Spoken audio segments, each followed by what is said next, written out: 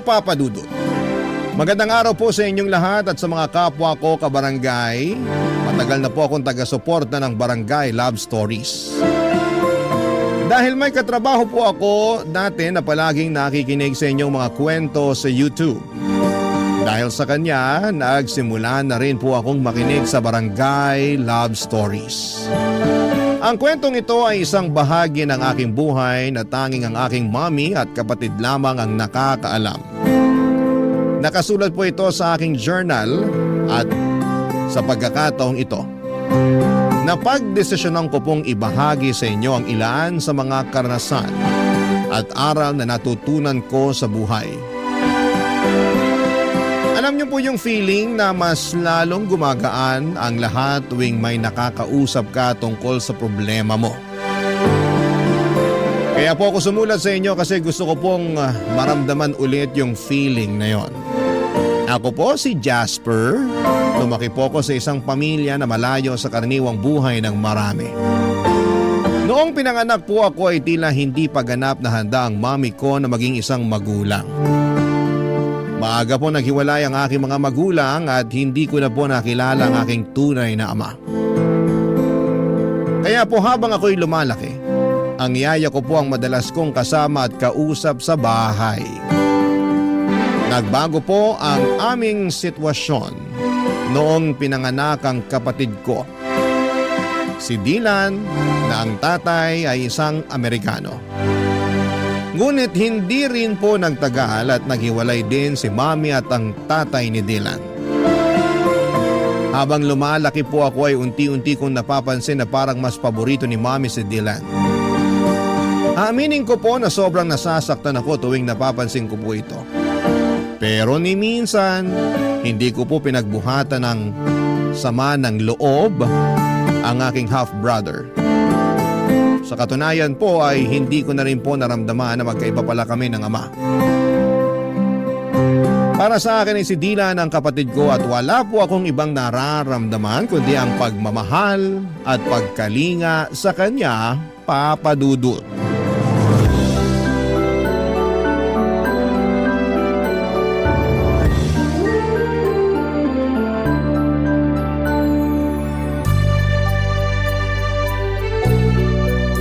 Ang tangos talaga ng ilong mo.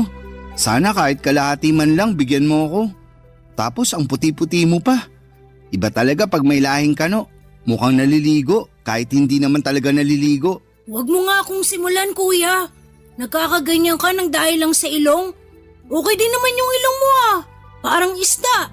Boneless. Ah, ganun ha? Dylan, ayaw ko sanang sabihin to sa'yo pero sa tingin ko ito na yung tamang oras para malaman mo ang buong katotohanan. Sana maintindihan mo na hindi madali sa akin na sabihin to sa'yo. 2 years old ka lang noon nung napulot ka ng kasambahay natin sa basurahan. Hindi alam ng kasambahay natin kung ano ang gagawin niya noong mga panahon na yun. Kaya si mami na ang nagpaubaya at nagpalaki sa'yo. Ano nga akala mo sa akin 5 years old? Hoy, lumang tugtugi na yan. Balikan mo na lang ako pag nakapag-isip ka na ng bago. Eto naman, di na mabiro.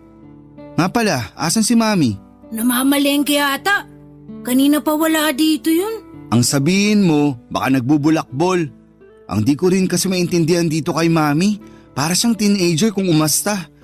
Kung yung ibang nanay dyan, sobra-sobra yung pag-aalaga at pag-aaruga sa mga anak nila. Tayo naman parating naiiwan sa bahay kasama yung maid. Di ko tuloy maiwasan mainggit dun sa mga kaibigan kong pinag-iigpitan ng mga nanay nila.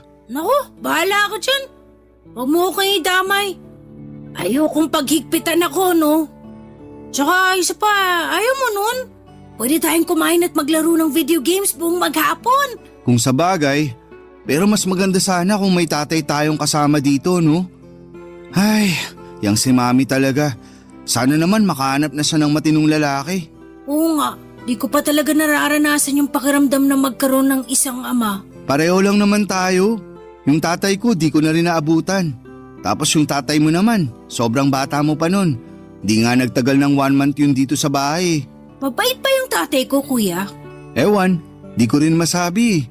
Pero ang natatandaan ko, parati silang nag-aaway ni mami. Tas kadalasan, nasa terrace yung tatay mo umiinom at nagyoyosi. Ah, Ako naman Amerikano. Ano kaya magiging lahi ng susunod nating kapatid, kuya? German? Japanese? O Canadian? Ano sa tingin mo? Uy, sana naman di na magkaanak yan si Mami. Hirap na nga siya sa ating dalawa eh. Sa akin nga lang pala siya nahihirapan. Ikaw ang paborito eh. Kumbaga sa internet, ikaw yung nakabookmark na website. Tas ako yung parang advertisement sa video na pilit sinasara. Grabe ka naman, kuya. Hindi naman siguro. Di mo ba talaga napapansin? O sige ha, nung isang araw, anong kinain mo for breakfast? Bacon. Teka lang, bakit mo naman naitanong yan? Mismo. Nung isang araw, pinagalitan at pinigilan niya ako nung kinuha ko yung bacon sa ref. Sabi niya pa nga sa akin, nagtitipid daw tayo. Pero mukhang ako lang naman tong tinitipid niya. Ikaw naman, kuya. Nagkakaganyan ka ng dahil lang sa bacon. May longganisa naman sa ref eh. Yun na lang ang kainin mo. Ano ka ba? Hindi lang yun. Napapansin ko rin na siya yung palaging kumukuha ng report card mo. Pero yung report card ko, sa maid niya parati pinapaubaya. Hala, baka ampun ka nga. Joke lang. Pero seryoso na to. Pakiramdam ko din na favorite ka ni Mami kasi ikaw tong mukhang foreigner sa ating dalawa. Uy, paano mo naman nasabi yan? Napapansin ko lang kasi na ikaw tong laging binibida niya tuwing kausap niya yung mga kaibigan niya. Tapos kapag pumupunta yung mga kaibigan niya dito sa bahay, ikaw lang yung pinapakilala niya sa kanila. Pakiramdam ko tuloy kung hindi ako ampon. Siguro nakababatang kapatid niya ako. Sa totoo lang, sobrang bigat sa pakiramdam. Kuya talaga? Ba't kung makapagsalita ka parang kasalanan kong lahat? Uy, sorry na. Di ganun ang ibig kong sabihin ha. Pasensya ka na. Masyado lang ako nadala ng mga emosyon ko. At isa pa, yung pagtrato sa akin ni Mami, palagi mong tatandaan na wala kang kasalanan doon, okay? Problema naming dalawa yun ni Mami. Sorry na at ikaw tong napagbubuntungan ko ng sama ng loob. Promise, di ko na ulitin. Last na yon. Talaga? Oo, Walang iwanan ha? Promise? promise. I love you, kuya.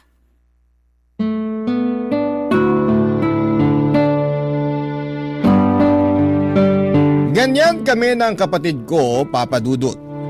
Laging nag-aasara, nag-aaway pero grabe. Sobrang mahal namin ang isa't isa. Kahit halos 6 na taon ang agwat ng edad namin, pakiramdam ko ay parang 1 taon lang ang pagitan namin. Siguro ay dahil alam naming pareho na kami lang din ang magtutulungan sa huli. Kasi tulad ng sinabi ko, si Mami palagi namang lumalabas. Tapos yung maid na lang yung nakakasama namin sa pang-araw-araw. Kaya kami ni Dylan magkasama sa lahat ng oras, pagkain, laro, problema. Lahat ng maliliit at malalaking bagay ay magkasama kami. Pero bigla po nagbago ang sitwasyon nang nakilala ni Mami si Nathan, isang French na hindi nagtagal ay naging boyfriend niya. Hindi ko talaga maintindihan yung nararamdaman ko ng mga panahong yon. Parang naghahalo-halo yung takot, pagwo-worry, at hindi ko alam kung matutuwa ba ako o mababahala. Sa totoo lang, sa pagkakakilala ko kay Mami, akala ko ay hindi rin magtatagal yung relasyon nila. Kasi hindi siya yung tipo ng tao na basta-basta magpapadala sa isang relasyon. Pero sa kabila ng lahat, at the end of the day ay masaya kami ni Dylan kasi naging mabait naman si Nathan sa amin. Hindi nagtagal ay nag-live-in na rin sila sa bahay na inuupahan namin. At doon ko na-realize na tila ba isang malaking pagbabago yung pagpasok niya sa buhay namin. Akala ko ay magiging one big happy family na kami. Yung tipong magkakasama kami masaya at walang sagabal. Pero laking gulat ko nang matapos ang 6 na buwan, may sinabi si Mami sa amin ni Dylan na talagang bumasag sa puso ko. Yung tipong hindi ko alam kung papaano tatanggapin. Kasi parang lahat ng pangarap at inaasahan ko ay bigla na lamang nawasak. Ipinagtapat ni Mami sa amin ni Dylan na balak niyang ikasal kay Nathan sa France. Nung una'y natuwa pa ako para kay Mami kasi syempre masaya akong makita siyang masaya. Lalo na't si Nathan naman ay naging mabait sa amin. Pero hindi yon ang talagang bumasag sa puso ko. Yung sumunod na sinabi ni Mami ang nagdulot ng pasakit na hindi ko alam kung papaano ko haharapin, Papa Dudut.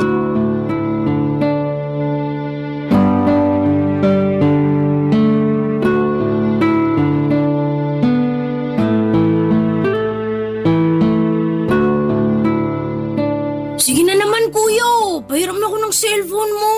Sandali lang. Hindi mo ba nakikita na naglalaro pa ako? Manood ka na muna ng TV doon sa sala. Kanina ka pa naglalaro eh. Okay na yan. May kailangan Mami! tayong pag-usapan. Bakit? Ano po yun? Mukhang seryoso to ah. Patay. Kung may nabasag dito sa bahay, malamang kasalanan ni kuya yan. Basagin ko kaya mukha mo, gusto mo? Tumigil na nga kayong dalawa. Tungkol to sa napag-usapan namin ng Tito Nathan nyo. Bakit po? Magpapakasal na kami. At napagdesisyonan namin na doon na kami sa France magpapakasal. Ibig niyo po bang sabihin, sa ibang bansa na tayo titira? Astig! Sa wakas, makakakita na ako ng snow. At napagkasunduan rin namin ng Tito Nathan nyo na si Dylan na muna ang dadalhin namin. Ano? Dylan, lumabas ka na muna. Pero kuya... Sige na, please. Sige na anak, iwan mo na muna kami ng kuya mo. Okay po.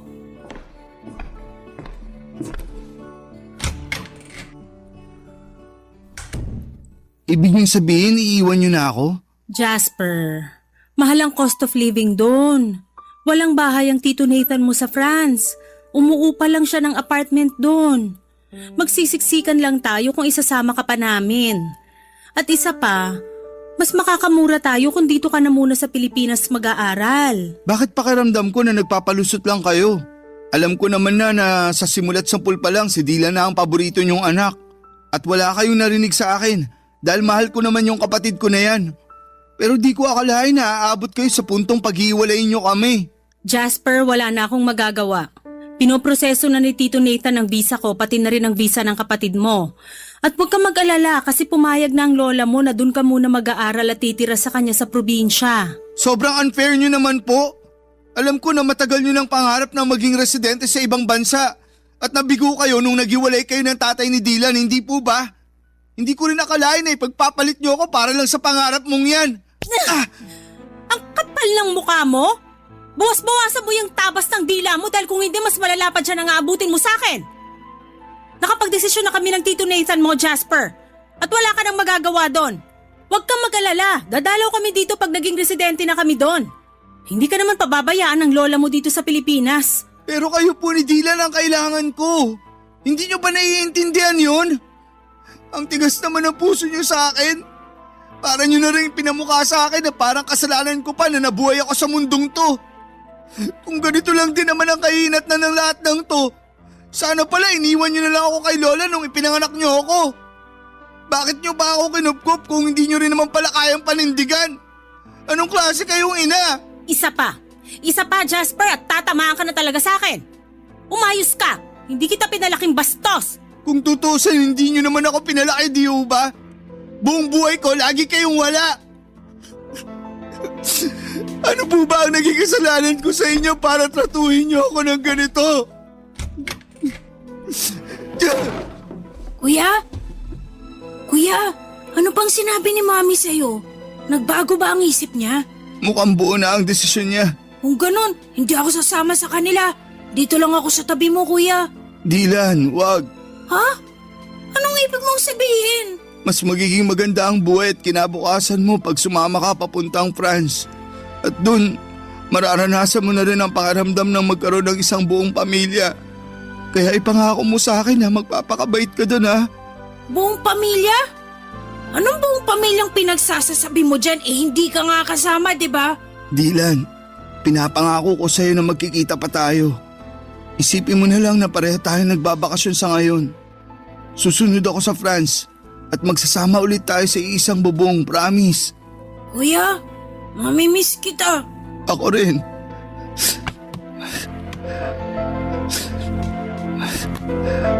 Oh, eto. Kunin mo. Ano to, kuya? Sa'yo na yung cellphone ko. Para naman may remembrance ka sa akin. Ingatan mo yan, ha?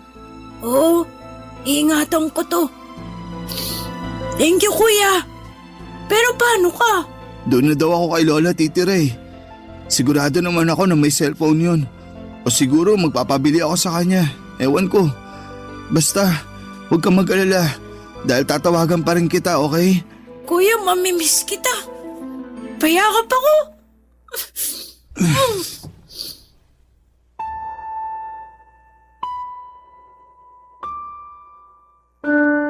Papadudot, sobrang nasaktan ako sa naging desisyon ng nanay ko. Hindi ko malilimutan yung araw na umalis sila, Mami at yung partner niyang si Nathan at ang kapatid ko papunta sa France.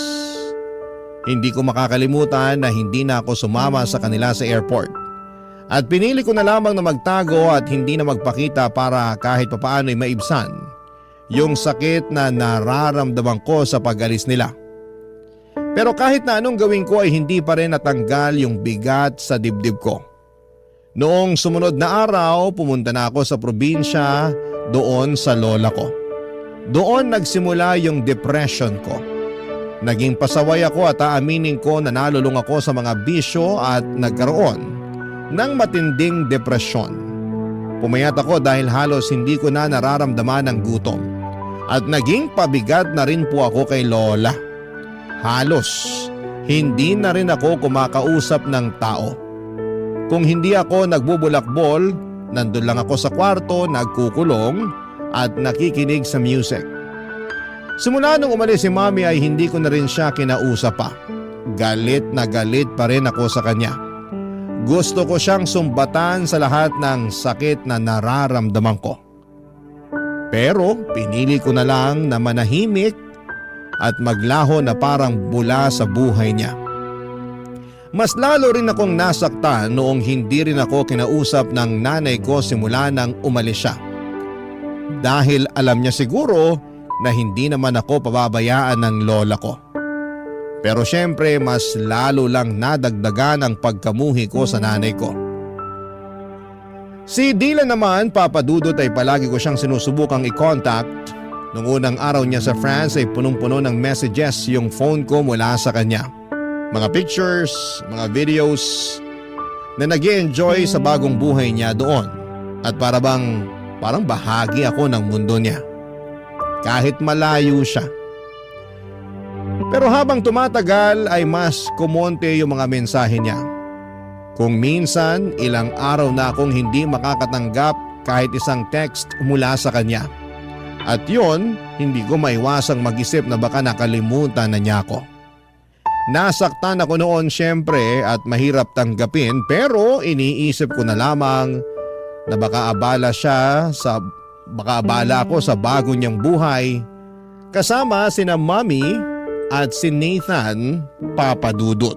Barangay Love Stories. Barangay Love Stories. Yung empathy ng lola ko ang naging gabay ko, papadudot. Kahit na siguro naging pasakit ako sa kanya, ni minsan ay hindi ko naramdaman at tinataboy ako ni lola. Laging pinaparamdam ni lola na naiintindihan niya ako. Ikinuwento sa akin ni lola na gusto raw akong ipalaglag ni Mami noong ipinagbubuntis pa ako nito, pero siya ang tumutol at ipinaglaban akong ipanganak. Nalaman ko rin na siya ang may gustong lumayo kami ni Mami para lumaki ako sa piling ng tunay kong ina. Pero hindi alam ni lola na sobrang iba pala ang trato sa akin ni Mami habang lumalaki ako. Masakit mang marinig ang mga revelasyon ni lola ay hindi ako nawala ng pag-asa. Dahil sa pagmamahal ni lola ay nagpatuloy ako sa pag-aaral at nakapagtapos ng Bachelor of Science in Software Engineering. Niyaya ko pa siya na tumira sa syudad, pero mas gusto niyang manatili sa probinsya. Tinanggap ko na lamang ang desisyon niya, pero araw-araw pa rin siyang kinukumusta sa pamamagitan ng cellphone. Bumalik ako ng syudad at pinalad na makapasok sa isang kilalang kumpanya at nag-ipon. Isa sa mga layunin ko noon ay makita si Mami at si Dylan. Aaminin ko na may mga hinanakit pa ako kay Mami, pero handa na akong lunukin ng pride ko, papadudot. Matagal na kasi ang mga nangyari at ang tanging hangad ko na lamang ay magkaayos kami at makasama sila, lalong-lalo na po si Dylan, papadudot. Sinubukan kong mag-message kay Dylan pero madalang na lamang talaga siyang mag-reply. Kaya naman nag-decide akong kontakin si Mommy sa social media tungkol sa bala kong kumuha ng tourist visa papunta sa France. Nagulat ako sa mainit na pagtanggap niya. Ang sabi niya ay miss na raw niya ako at humingi pa siya ng sorry sa mga pagkukulang niya. Pinatawad ko siya at naramdaman ko na parang naghilom na ang mga sugat ko. Nag-file ako ng 3-week leave na approve at natuwa pa ako nang ma-approve ang visa ko. Kaya makakapunta na ako sa bansang bahagi ng Europa kasama na ang France.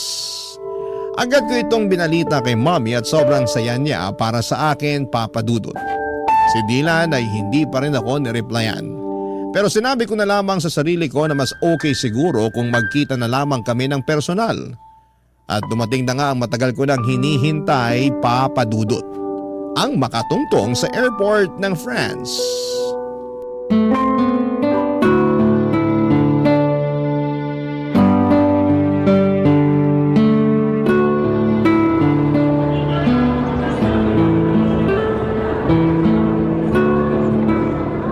Jasper! Mami! Dylan! Namiss ko kayo, sobra! Namiss ka rin namin, anak. Ang laki-laki mo na. Ito rin si Dylan, oh. Halos hindi ko na nga makilala. Mas matangkad pa siya sa akin. Uy, kumusta ka na? Namiss kita sobra. Ano ba? Nasasakal ako! Ay, sorry, pasensya ka na. Masaya lang talaga ako at nagkita na rin tayo. Uy, ikaw ba't bihira ka na lang mag-text sa akin? Di mo na rin sinasagot yung cellphone mo tuwing tumatawag ako. Alam mo, konti na lang magtatampo na talaga ako sa'yo. Jasper, pwede ba? Pagod ako. Mami, mauna na ako sa kotse. Sige anak, hintayin mo na lang kami ng kuya mo. Mami, may problema ba si Dylan? Bakit nanlalamig siya sa akin? Tapos Jasper pa talaga yung tawag niya sa akin Naku na, kayaan mo na muna yung kapatid mo na yon. Pagod lang yun kasi late na natulog. Pero syempre, ginising ko siya ng maaga at pinilit ko siyang samahan ako dito sa airport. Kaya pala. Pero bakit Jasper lang yung tawag niya sa akin kanina? Aaminin ko, medyo nasaktan ako dun. Nak, sobrang magkaiba kasi ang kultura dito sa France at doon sa atin sa Pilipinas. Dito kasi sa France, walang kuya-kuya at ate-ate. First name lang ang tawagan ng mga magkakapatid dito. Ano ba yan? Sobrang nakakapanibago naman. Mabuti na lang talaga at marunong pa siya magtagalog. Aba, syempre naman. Hindi ako nagfe-French kapag kausap ko yung kapatid mo na yan. Kasi ayoko na makalimutan niya yung lengguwahe natin. Mabuti naman po kung ganun. Pero mami, siguro ang galing nyo na ni Dylan mag-French, no? Oo naman. Sa katunayan nga, mas magaling pang mag-French ang kapatid mo kaysa sa akin Napakatalinong bata. Sobra! Kahit nung bata pa yan, sobrang hanga na ako dyan Nga po pala, may kailangan akong sabihin sa inyo. Ano yon, Nak? Huwag po kayong mabibigla Naaalala niyo po ba yung hotel na nireserve ko para sana sa 2 linggo na stay ko dito sa France? Oo. Bakit? Ano po kasi, kinancel ko po yung reservation ko sa hotel na yun. Nag-request po ako ng refund. Ha? Bakit mo naman ginawa yun, Nak? Mami, tatapatin na po kita. Gusto ko po sana magstay sa apartment niyo nakasama ka at si Dylan. Ano? Ay, anak naman Hindi kalakihan yung tinitira namin na apartment. Hindi ka magiging komportable doon. Maghanap ka na lang ng ibang hotel, tutulungan kita. Kahit ako na ang magbayad. Mami, ganito kasi yan. Sa 2 linggo ko na stay dito, ayoko naman po magmukmuk sa hotel. Gusto ko po kayong makasama ni Dylan sa bawat segundo, minuto at oras. Kaya please na po, Mami. Pumayag na po kayo. Ay, kahit kailan ka talaga, oo. Napaka-independent mo na pero parang bata ka pa rin kung umasta. So, ibig sabihin ba niyan pumapayag na po kayo? May magagawa pa ba ako? Salamat po, Mami. I love you. Pero ipapaalala ko lang sa'yo na wala kaming guest room sa apartment na yon. Doon ka na matutulog sa kwarto ni Dylan pero single bed lang yon. Okay lang sa akin kahit sa saig na po ako matulog. Loko-loko ka talagang bata ka. May extra foam naman dun eh. Yun na munang ipapagamit ko sa'yo. Thank you po. Nga pala, Mami. Kumusta kayo ni Nathan? Okay naman po ba kayo? Yung Tito Nathan mo? Okay naman kami. Bakit mo naman natanong yan? Wala lang po. Matagal-tagal na rin kasi nung huli ko siyang nakita. Sa tingin niyo po ba, okay lang sa kanya na doon na muna ako tutuloy sa apartment? Ayan tayo eh. O di ba sana naisip mo yan bago mo kinansela yung reservation mo dun sa hotel? Ibang klase ka talagang bata ka. Mami talaga. Sigurado akong mabibigla yon. Pero huwag kang mag-alala. Ako na magpapaliwanag sa kanya. Thank you, Mami. Kaya mahal na mahal ko po kayo eh. Naku, nambola pa. Pero Jasper, kung sakaling may marinig ka na ingay galing sa kwarto namin, huwag mo na lang pansinin, okay? Kasi alam mo naman, buhay mag-asawa, paminsan-minsan may mga hindi pinagkakasunduan. Pero wala namang problema na hindi nasosolusyonan, di ba? Bakit po? Madalas po ba kayo mag-away ni Nathan? Alam mo naman mga French, ang tatapang. Tapos kapag may pinaniniwalaan sila, talagang pinaninindigan nila. Kaya ayan, paminsan-minsan nagtatalo kami dahil sa ugali ng Tito Nathan mo na ganyan. Kaya pala. Mukhang maninibago ako dito ah. Halika na nga, sa bahay na tayo magkwentuhan. Papadudot, tumuloy po ako sa apartment ni na Mommy at salamat na lamang at napapayag si Nathan na doon ako tumira ng 2 linggo. Mabuti na rin po at naging okay na kami ni Mommy at sobrang nagpapasalamat po ako sa Panginoon dahil sa maayos ang relasyon namin. Pero si Dylan po ay mukhang siya naman po ngayon ang nanlalamig. Hindi na kami masyadong nagkakausap. Kahit nasa isang kwarto lamang kami natutulog. Kadalasan po ay naka-headset lamang siya at tuwing tinatanong ko siya o nakikipag-small talk, parang hindi siya interesado. Minsan nga po ay hindi na niya ako sinasagot ng maayos. Nung una iniisip ko na baka epekto lamang ito ng pagiging dito niya sa France nanirahan. O baka naman dahil sa mga pagtatalo ni Mommy at Nathan sa kabilang kwarto. Alam ko po kasi na kahit na hindi nila sinasadya ay malaki ang epekto ng mga ganong bagay, lalo na kapag naririnig ng bata. May mga pagkakataon din na iniisip ko na baka may pinagdadaanan siya na hindi ko pa rin nauunawaan. Sinubukan ko pong kausapin siya minsan kung bakit siya nanlalamig. Pero iniiwasan lamang po niya ako. Hindi ko na po siya pinipilit, baka lalo lang po siyang magtampo o magalit. Naintindihan ko naman po na may mga bagay na ayaw pa niyang pag-usapan at baka hindi pa siya handa papadudot. Kahit na ganito siya, hindi po nagbago ang pagmamahal ko sa kanya. Mahal na mahal ko pa rin siya at ginagawa ko po ang lahat para iparamdam sa kanya ang bagay na yon. Kaya noong nagkita kami, ginamit ko po yung pagkakataon para ipakita sa kanya kung gaano ko siya pinapahalagahan. Pinagluluto ko siya ng almusal, binibilhan ng mga bagong gadgets at kung ano-ano pa. Nagpasalamat naman siya pero hanggang doon na lang. Wala na po yung mga asaran at kulitan namin at ako na lang po ang unti-unting nag-a-adjust sa nagbabagong ugali ng kapatid ko. Hanggang isang gabi habang si Dylan ay abala sa computer at ako naman ay naglilinis ng kwarto ay may napansin po kong kakaiba sa likod niya. Manipis po kasi yung suot niyang damit noong araw na yon. Kaya kitang-kita ko na may kakaibang kulay sa likod niya. Dali-dali ko pong inangat ang t-shirt niya at parang nabasag ang puso ko sa mga nakita ko. May mga pasa siya sa katawan niya. Agad akong natigilan at parang may dumaan na bagyong dumurog sa puso ko.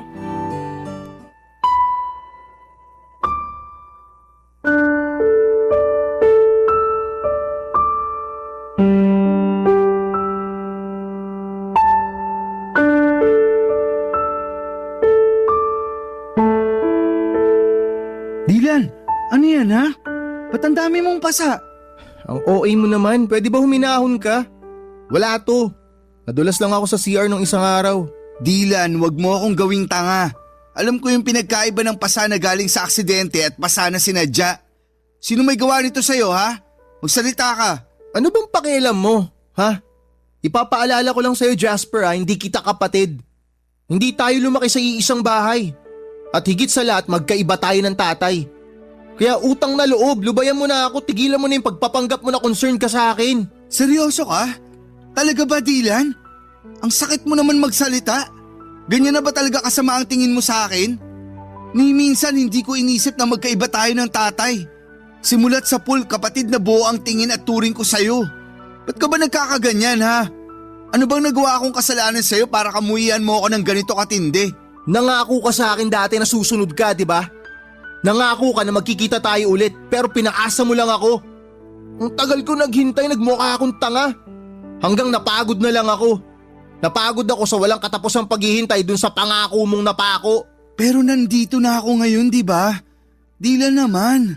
Hoy, wag ka nga umasta na parang kasalanan ko kung bakit ako nagkakaganito. O nandito ka nga, pero iiwan mo rin naman ako pagkatapos ng 2 linggo eh. Sana hindi ka na lang pumunta dito. Nagsayang ka na ng oras, nagsayang ka pa ng pera. Dylan, makinig ka. Please, wag mo namang isumbat sa akin yung pagkakalayo natin. Wala ni isa sa atin ang ginusto na mangyari yun. Akala mo ba hindi ako nasaktan na pilit akong inilayo sa nag-iisa kong kapatid? Durog na durog ako nung umalis kayo. Hindi ko alam kung paano ko hinarap ang bawat araw na wala ka sa tabi ko. Pero wala na akong magawa nun. Kaya tiniis ko, Dylan. Tiniis ko yung sakit na yun. Kasi alam ko na mas magiging maganda ang buhay mo dito.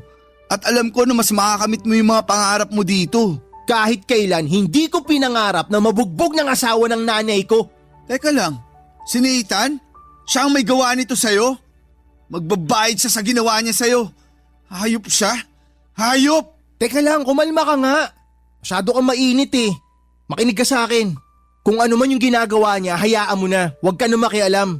Mamaya madamay ka pa eh. Dylan, magpaliwanag ka. Bakit niya nagawa sa'yo ito? Kailan nagsimula to? Paano? Sabihin mo na sa akin, parang awa mo na. Ay, sa akin niya binubunton yung galit niya kasi hindi siya mabigyan ni Mami ng anak. Wala naman kaming magawa ni Mami. Kailangan namin ng tulong niya eh. Kasi gusto namin maging legal na residente dito. Matagal ng pangarap ni Mami yun. Buwisit na pangarap yan. Wala man lang bang ginawa si Mami para ipagtanggol ka? Alam ni Mami lahat ng ginagawa sa akin ni Nathan. Pero wala nang pag-asa si Mami. Palagi na lang niyang pinagtatanggol yung asawa niya. Kesyo unawain ko na lang daw kasi nga may pinagdadaanan. Bakit di mo agad sinabi sa akin to? Bakit? May magagawa ka ba? Kung sinabi ko sa ito noon pa? Kung makaasta ka para kang hero ah. Wala ka rin namang magagawa eh. Di ba? Eto ba ang dahilan kung bakit di mo sinasagot mga messages at tawag ko sa'yo? Dahil mas pinili mong sarilinin ang lahat ng problema mo? Oo. Napakatanga ko! Napakabobo ko! Napakalaki kong gago! Dapat andito ako noong mga panahong kinailangan mo ko. Dapat nandito ako noong mga panahong kinailangan mo ng taong magpoprotekta sa'yo. Dapat nandito ako noong mga panahong wala kang karamay at kinailangan mong ilabas lahat ng sakit ng dahil sa lahat ng pinagdadaanan mo. I'm sorry, Dylan. Patawarin mo ako. Hindi mo kailangan humingi ng tawad. Pasensya ka na kung pinamukha ako sa'yo na kasalanan mo lahat kung bakit nangyayari to. Ang importante, hindi ka na ulit masasaktan ng animal na yon, naiintindihan mo? Alam mo kung ano yung pinakamasakit para sa akin? Yung simula pagkabata natin, ikaw yung paboritong anak ni Mami pero hindi ka man lang niya nagawang ipagtanggol sa hype na Nathan na yon. Hindi ko alam kung paano natiis ni Mami yung ganitong klaseng sitwasyon, Dylan. Hindi ko na talaga kaya dito. Sasama na ako sa'yo. Parang awa mo na isama mo ko. Sorry kung hindi kita pinakitunguhan agad ng maayos. Ang totoo niyan, gustong gusto na kitang yakapin nung unang araw pa lang na nagkita tayo dun sa airport. Pero nilamon kasi ako ng inggit eh. Nilamon ako ng lungkot. Naiinggit ako kasi malaya mo nagagawa lahat ng mga bagay na gusto mo. Habang ako, mala-impyerno yung buhay ko dito. Kung ako ang papipiliin, mas gugustuhin ko na ako na lang sana yung naiwan sa Pilipinas eh. Dylan, Alam kong alam mo na kung may paraan lang para pagbaligtarin ko ang sitwasyon nating dalawa. Matagal ko na yung ginawa. Mahal na mahal kita, kuya. Mahal na mahal kita, Dylan. Sobra. Huwag kang mag-alala. Iuwi na kita sa Pinas. Kayo ni Mami. Wala nang dahilan para manatili pa kayo dito. Hindi na ako makakapayag na saktan ka pa ng hayop na yon. Salamat, kuya.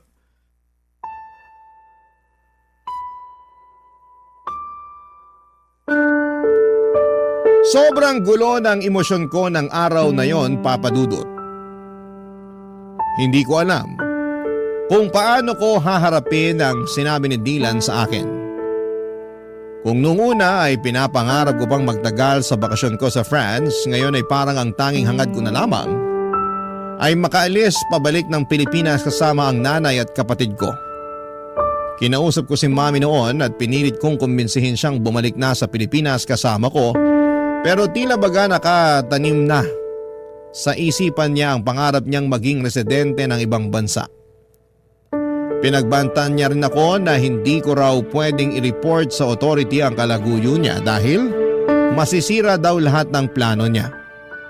Tinutulan niya ang tulong ko at sa mga mata niya ay parang isang malaking pagkatalo na lamang ang bumalik sa Pilipinas.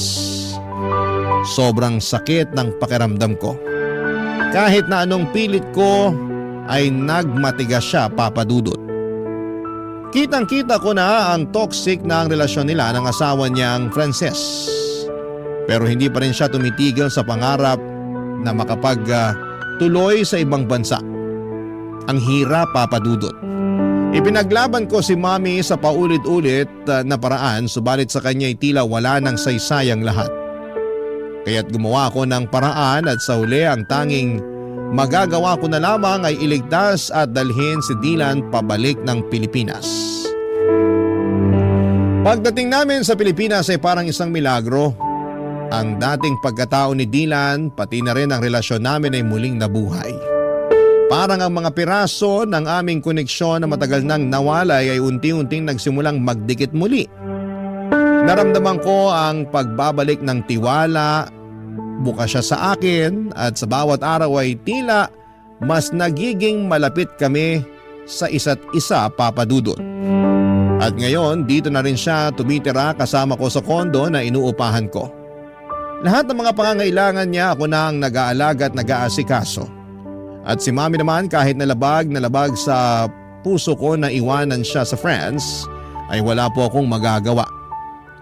Pakiramdam ko noon kung patuloy ako magmamatigas at ipagpipilitan ang gusto ko ay baka si Mami na mismo ang magtulak sa akin papalayo at ayoko mawala pa siyang muli. Hindi ko kayang masira pa ang natitira naming relasyon. Kaya kahit na ang sakit ay sinabi ko na lamang sa kanya na tawagan ako kaagad kung umabot na sila sa punto ng pisikala ng asawa niya. Binigay ko na rin sa kanya lahat ng mga phone numbers na mga pwedeng magbigay ng tulong doon kung sakasakali. Papa Dudut, gulong-gulo po ako noon. Para akong naiwan sa gitna ng isang bagyong hindi ko kayang kontrolin. Hindi ko matanggap na nanatili siya sa poder ng lalaking yon. Yung lalaking nanakit sa kapatid ko. Yung lalaking unti-unting tinatanggal ang kanyang peace of mind. Sobrang hirap at sa kabila ng lahat ng mga nangyari, parang hindi ko kayang tanggapin na patuloy niyang pinipili ang lalaking yon. Parang isang sugat na hindi mo kayang hilumin. Isang pighati na paulit-ulit na bumabalik.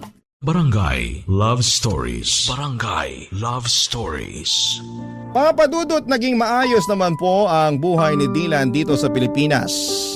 Lalo na at magkasama kami. Maliit lang ang inuupahan kong kondo pero komportable at magaan sa pakiramdam. Natustusan ko naman ang mga pangangailangan namin at sa bawat araw ay natututo rin si Dylan sa pag-a-adjust sa simpleng buhay dito sa Pilipinas. Ako na rin ang nag-aasikaso sa lahat ng papeles ni Dylan para makapag-stay siya ng maayos dito at higit sa lahat ay pinili kong ipagpatuloy ang kanyang edukasyon dito sa Pilipinas. Papa Dudut, masaya ako na naging mapayapa ang buhay namin kahit sa simpleng paraan. Ang mga maliliit na bagay na dating hindi namin binibigyang halaga, mga magaan na araw, tahimik na gabi ay ngayon ay nagiging malalaking bagay para sa amin. Ngunit sa kabila ng lahat ng ito, hindi pa rin nawawala ang matinding pagwo-worry namin kay Mommy, lalo na si Dylan. Paminsan-minsan ay binabangungot pa siya, parang ang mga masasakit na alaala mula sa France ay patuloy na bumabalik, Papa Dudut. Parang hindi siya makaalis sa mga trauma na iniwan sa kanya ng mga nangyari doon. Minsan ramdam ko ang takot sa mga mata ni Dylan at sobra siyang nagwo-worry sa kalagayan ng nanay namin. Hindi rin ako nakaligtas sa mga alalahaning yon. Pareho kami ng mga nararamdaman, yung bigat sa puso, yung takot na baka may mangyaring masama kay Mommy o kaya'y lalo siyang mapahamak, Papa Dudut. Ilang gabi rin ang lumipas na hindi ko maiwasang sisihin ang sarili ko. Sana'y mas pinilit ko si Mommy na bumalik sa Pilipinas kasama namin. Hanggang ngayon ay hindi ko pa rin mapatawad ang sarili ko sa desisyon kong iwanan siya doon. Marami akong tanong sa isipan ko kung sana'y mas pinilit ko pa siya, kung sana ay hindi ko siya iniwan, baka hindi na siya lumubog pa sa ganitong sitwasyon. Pero sa kabila ng lahat, Papa Dudut, ng pag-aalala at pagdududa, may mga bagay na kailangan ko ring tanggapin. Minsan, hindi mo kayang baguhin ang mga desisyon ng ibang tao. Lalo na kung ang pinipili nilang landas ay iba sa'yo. Ngunit kung may isang bagay man na hindi ko pagsisisihan, yon ay ang desisyon na dalhin si Dylan pabalik ng Pilipinas. Siyang naging dahilan kung bakit mas nagkaroon ng pag-asa akong maramdaman na natutulungan ko siya at magbagong buhay. Sa kanya ko nahanap ang lakas na magpatuloy at hindi ko kayang isiping wala siya sa tabi ko. Lalo na sa mga panahong kailangan ko ng gabay at suporta. Mas ligtas siya sa akin dito at mas magaan ang pakiramdam ko na magkasama kami. Ang mga gabi namin ngayon ay tahimik, puno ng simpleng kaligayahan. At mas kontento kami sa buhay, Papa Dudut.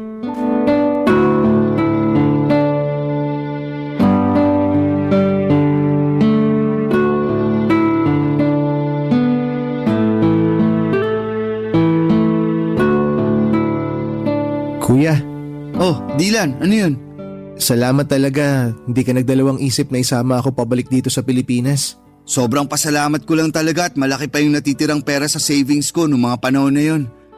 Dahil doon, nakabili ako kaagad ng ticket mo papunta dito. Nabawasan pa tuloy yung savings mo dahil sa akin. Pasensya ka na talaga ha. Dylan, yan ang wag na wag mong iisipin. Yung pera, pwede ko ulit kitain yan. Pero hindi ko na mapapatawad ang sarili ko kung may mangyari pang masama sa'yo doon. Ang bait mo talaga kuya. Pero wag masyado ha. Baka kunin ka na ni San Pedro. Sira! Nga pala, kumusta pag-aaral mo?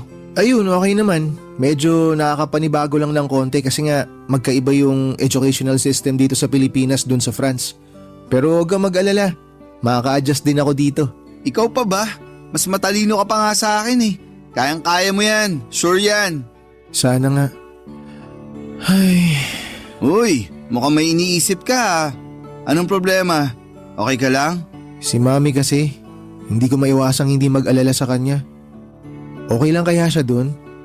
Baka sinasaktan na siya ng Nathan na yun. Nag-aalala din ako sa kanya. Pero parati naman kami nagtatawagan at mukhang okay naman siya. Ay, sana lang talaga okay siya ron. Huwag ka nang mag-alala. Alam mo naman si Mami, matapang yun. Hindi yun umuurong sa kahit anong laban. Kuya, mali ba yung naging desisyon ko? Ha? Anong ibig mong sabihin? Na sumama pabalik sa'yo dito sa Pilipinas. Sobra kasi ako nagigilty. Naiisip ko kasi mas maganda ata kung nagpaiwan na lang ako dun kay Mami. Sana kasama niya pa rin ako hanggang ngayon. Dylan, makinig ka. Wag na wag mong sisisihin ang sarili mo ha? Dahil wala kang ginawang mali. Tama lang yung ginawa mo na umalis sa poder nila. Ito ang lagi mong tatandaan. Hindi mo kailanman kailangang tiisin ang pang-aabuso ng isang tao sa'yo.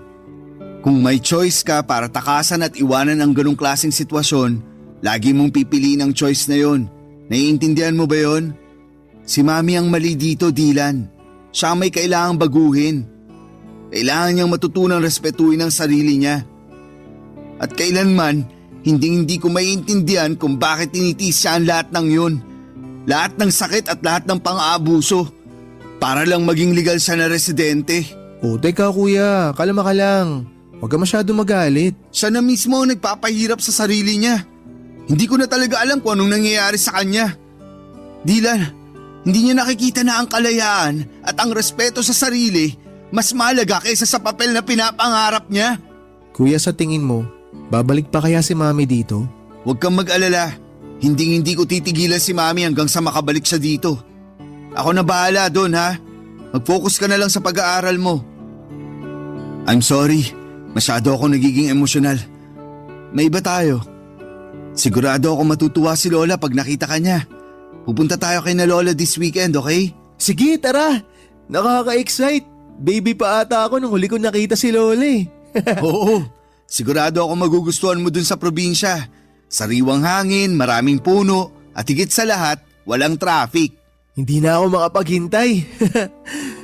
Alam mo kuya, hindi ko akalain na darating pa pala tong panahon na to. Ako din, Dylan. Alam ng Diyos na ilang beses kong pinagdasal na sana magkita tayo ulit.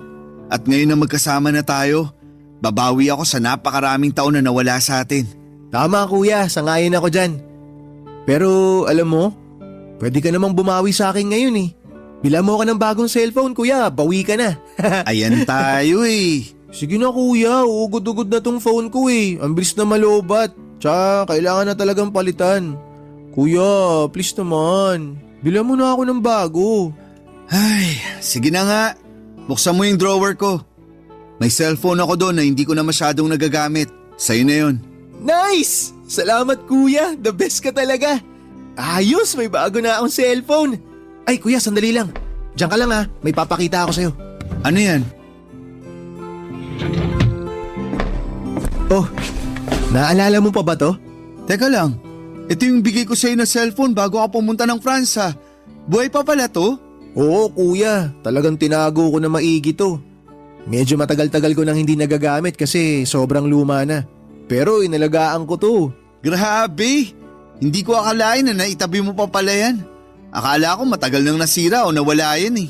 Kasi tong cellphone na to, hindi lang basta gamit to.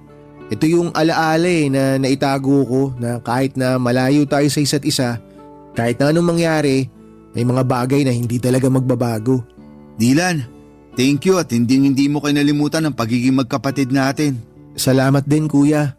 Kasi dahil sa'yo, natutunan ko kung paano maging matatag. Ikaw rin yung nagturo sa akin kung paano lumaban. Kung wala ka, baka hindi ko rin nahanap yung lakas para makausad ako sa mga nangyari. Na-realize ko rin na walang laban ang hindi natin kayang pagtagumpayan basta magkasama tayo. Ikaw talaga.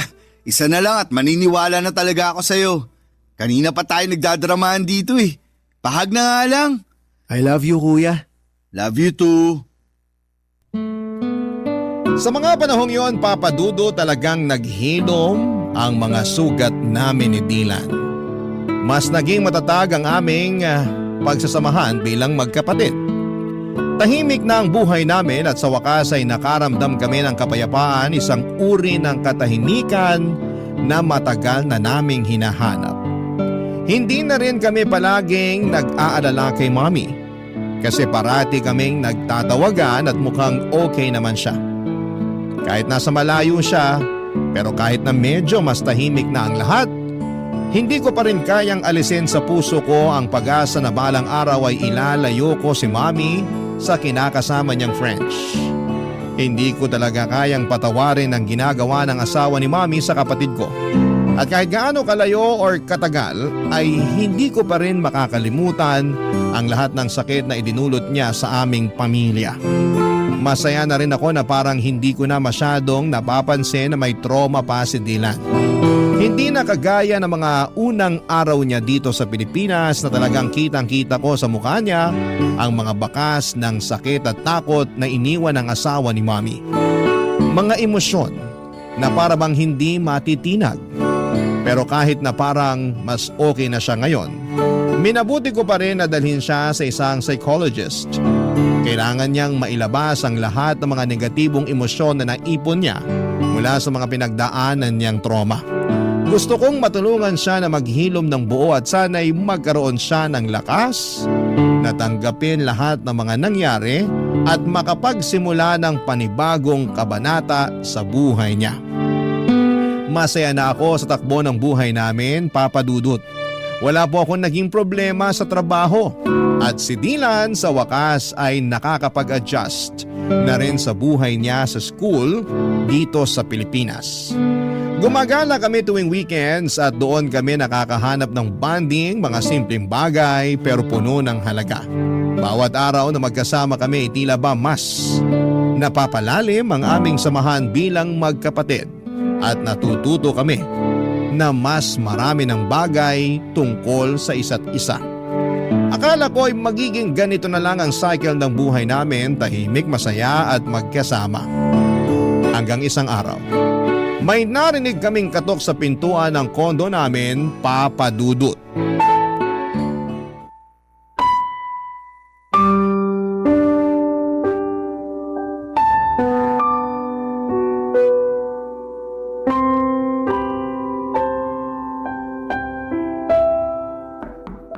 Sandali lang! Mami? Mga anak! I'm so sorry! I'm so sorry! Ang tagal kong hinintay ang araw na to. Teka, Mami, paano nyo nalaman yung address dito? Binigay sa akin ng lola niyo ang address niyo. Pasensya na kayo kung hindi ko sinabi na dadating ako kasi sa totoo lang, hindi ko alam kung may mukha pa akong ihaharap sa inyo. Naging makasarili ako. Ako ang dahilan kung bakit tayo nagkawatak-watak. Makinig ho kayo. Tapos na po yun. Hindi nyo na kailangang isipin yun. Ang importante, nandito na po kayo. Hindi ako naging mabuting ina dahil lang sa kagustuhan ko na umasenso at manirahan sa ibang bansa. Naging unfair ako sa inyong dalawa. Mga anak, I'm so sorry. Sising-sisi na ako sa mga naging desisyon ko sa buhay. Mami, wag nyo nang isipin yun. Okay na po tayo. Hindi nyo po alam kung gaano kami kasaya ni Kuya ngayon na nandito na kayo. Tsaka ang mas mahalaga ngayon, Mami, kumpleto tayong tatlo. At mas matatag na tayo ngayon. Tama po si Dylan. Hindi na po tayo magkakaiwalay ulit. Lahat ng pagkakamali ko, lahat ng sakit na naidulot ko sa inyo, parang isang malaking kasalanan na hindi ko na kayang itama. Walang kapatawaran yung ginawa ko sa inyo, mga anak. Mami, napatawad ka na namin ni Kuya. Matagal na. Hindi ko alam kung paano ko mapapalitan yung panahon na nawala sa atin. Pero kung may pagkakataon pa, babawi ako sa inyong dalawa. Ang importante po, narito tayo ngayon. At nandiyan kayo sa tabi namin. Hindi na natin may babalik ang nakaraan pero sigurado ako na mas marami pang magagandang bagay na mangyayari. Lalo na ngayon na magkakasama na tayo. Salamat mga anak. Hindi ko alam kung anong ginawa ko para maging deserving pa ako ng pagmamahal nyo. Pero sobrang nagpapasalamat ako na may pagkakataon pa akong magbago at maayos ang lahat. Sobrang bigat ng kasalanan ko sa inyong dalawa. Mami, mahal na mahal ka po namin. Dylan, nagbulag-bulagan ako sa mga ginawang kahayupan sa iyo ni Nathan dahil lang sa pagmamahal ko sa kanya at sa kagustuhan ko na maging legal na residente. Naging impyerno ang buhay mo dahil hinayaan ko siya sa mga ginawa niyang kawalangyaan sa iyo, anak. Hindi mo deserve lahat ng nangyari sa iyo. I'm so sorry. Mami, aaminin ko po. Sobra ako nasaktan nang malaman ko na sinasaktan ni Nathan si Dylan. Akala ko po kasi noon, mas magiging ligtas si Dylan sa inyo. Lalo na siya yung paborito niyong anak kahit noon pa man. Huwag niyo po sanang mamasamain pero wala naman pong problema sa akin kung siya ang paborito niyo. Ang sa akin lang po, sana pinrotektahan niyo siya laban sa hayop na yun. Pero sa sobrang dami na nang nangyari, hindi ko na po kayang magtanim ng sama ng loob laban sa inyo.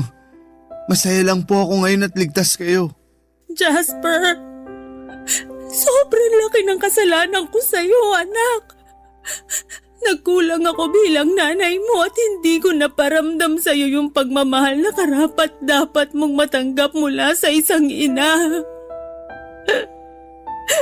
Anak, maraming salamat dahil sa kabila ng lahat hindi ka nagdalawang isip na tulungan ang kapatid mo. Sobrang nagpapasalamat ako at nilayo mo siya kaagad sa malaimpyernong lugar na yon. Bakit, Mami? Ano nangyari? Nahuli ko si Nathan na ng bababae. Tapos nung kinumpronta ko siya tungkol dito, nagwala siya at muntik na niya akong mapatay.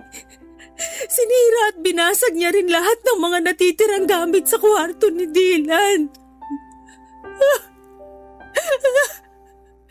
Hindi ko lubos maiisip na baka nasaktan niya ng husto yung kapatid mo kung hindi mo siya sinama pa uwi dito sa Pilipinas. Napakawalang hiya niya. Mami, please sabihin niyo sa akin na pinakulong mo na ang hayop na yon. Anak, hindi ko na kaya na makita pa ang pagmumukha niya. Sa mga panahong yon, na-realize ko kung gaano kabigat at katindi ang pagkukulang ko sa inyong dalawa. Wala na akong ibang inisip ng mga panahon na yon kung hindi ang makabawi sa inyong dalawa. Kaya ginamit ko yung natitirang pera ko para makauwi dito sa Pinas. Mami, kailangan nyo na siyang hiwalayan ng tuluyan. Ayoko na magkaroon pa kayo ng kahit na anong ugnayan sa kanya. I-delete nyo na yung phone number niya sa phone nyo. I-block nyo siya sa lahat ng social media. Baka masundan niya tayo dito tapos saktan na naman niya ako. Ayoko na ng ganun, Mami. Hindi ko na kaya. Dylan, makinig ka sa akin. Wala nang mananakit sa'yo dito. Ligtas ka na sa poder namin. Hindi na ako makakapayag na may manakit pa sa'yo. Anak, makinig ka sa kuya mo. Hindi ka namin pababayaan. Mamamatay muna ako bago ka pa niya masaktan uli. Naiintindihan mo ba yon? Kuya, Mami, mahal na mahal ko po kayo. Mahal ka rin namin, Dylan. Huwag ka mag-alala, anak. Magbabago na ang lahat simula sa araw na to. Hindi na tayo maghihiwalay.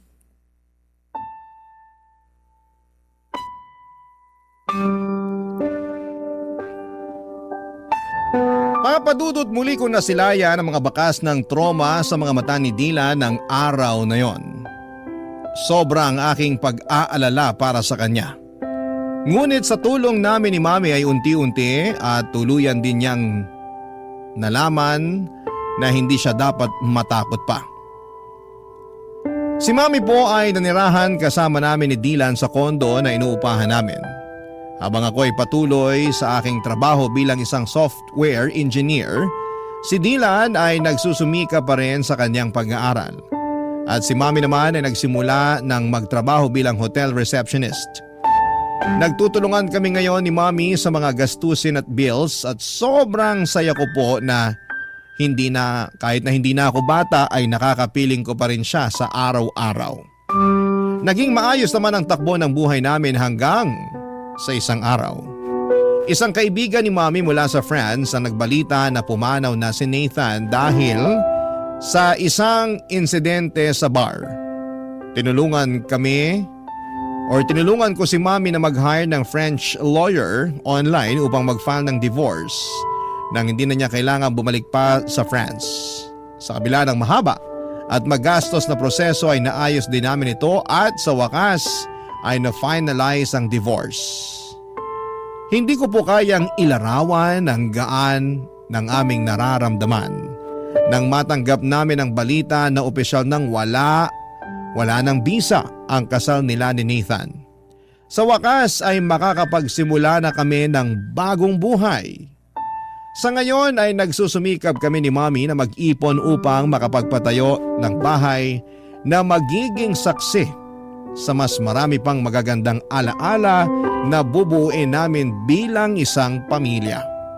Sa lahat ng mga naranasan ko ay natutunan ko na ang pagpapatawad ay isang paraan para bigyan ang sarili mo ng pagkakataong magpatuloy at maghilom. At syempre, maging maligaya. Lubos po ako nagpapasalamat sa Diyos dahil hindi niya ipinagkait sa akin ang pagkakataong muli kong makasama ang pamilya ko. At sa wakas ay masasabi ko na rin na ang mga sugat ng nakaraan ay tuluyan ng nagsara at naghilom. Kung sakali man po na matanggap ninyo ang aking liham ay nais ko po sanang magpasalamat sa inyong oras at atensyon sa aking kwento. Dear Papa Dudut, pangarap ko na talagang magkaroon ng sariling pamilya simula noong dalaga pa lamang ako. At gusto ko na ang mapangasawa ko ay hindi taga sa amin sa Isabela. Kaya nga nung nauso po ang Facebook, kung sino-sinong lalaki ang kinausap ko para makipagkilala. Karamihan ay mga taga Maynila. Meron din namang mga taga Rizal at Batangas. Pero wala naman akong sineryoso sa kanila dahil patapos pa lamang ako sa high school ng mga panahong yon. Bago ko i-share ang kwento ko ay magpapakilala muna ako. Ako si Shaira, 32 years old at kasalukuyang nakatira sa Quezon City. Meron na akong 2 anak at kinakasama na tawagin na lang po nating Noriel. Factory worker siya at nakilala ko noon sa kantina dati kong pinagtatrabahuhan bilang dishwasher. Lagi kasi siya doong kumakain. Noong nabuntis ako ni Noriel, alam ko na meron na siyang anak sa dati niyang kinakasama. Pero tinanggap ko pa rin yon dahil mahal ko si Noriel. Magsisimula ang lahat taong 2024 noong nabuntis niya ako sa pangalawa naming baby, Papa Dudut.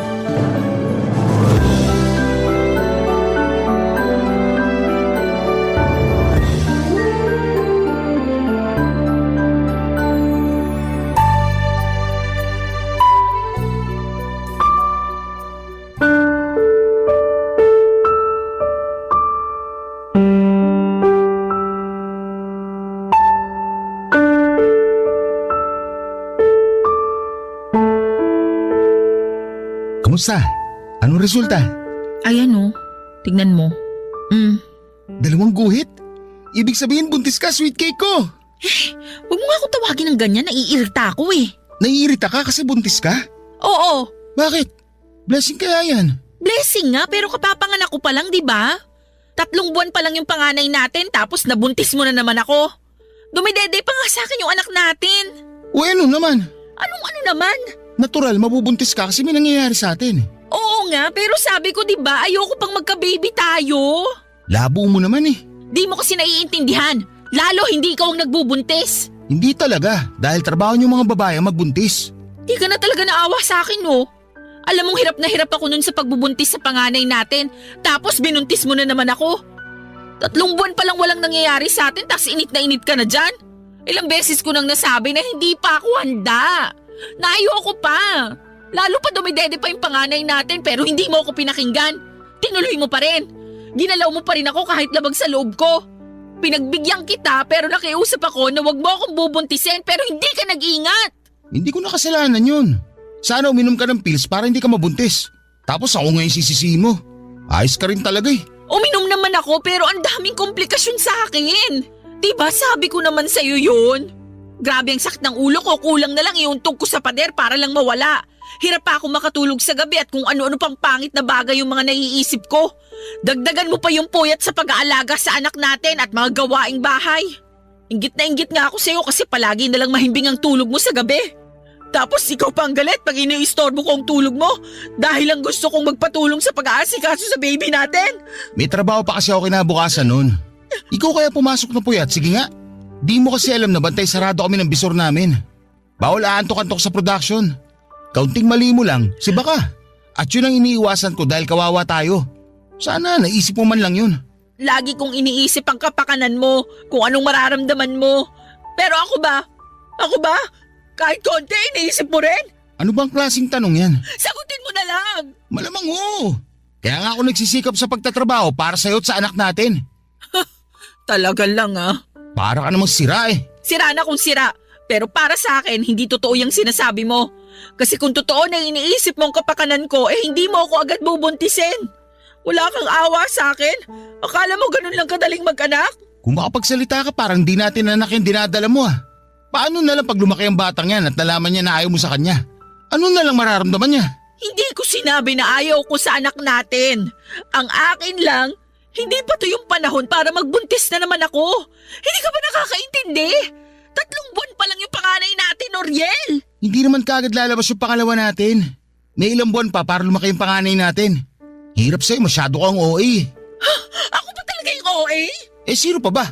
Alangan namang nanay ko tayo lang naman nag-uusap dito. Isa pa yung nanay mo. Anong ginawa sa'yo ng nanay ko? Baka pag nalaman niyang buntis na naman ako, may masabi na naman siya sa akin. Kagaya nung unang beses na nabuntis ako. Pabayaan mo na si nanay. Ganun lang talaga yun. Masyado madaldal pero wala namang ibig sabihin yung mga sinasabi niya. Hindi mo ba nakikita na tuwang-tuwa naman siya sa apo niya nung pinanganak mo?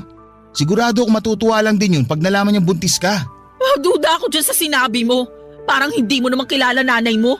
Kilala ko siya kasi nanay ko siya. Ikaw ang baka hindi nakakakilala sa kanya.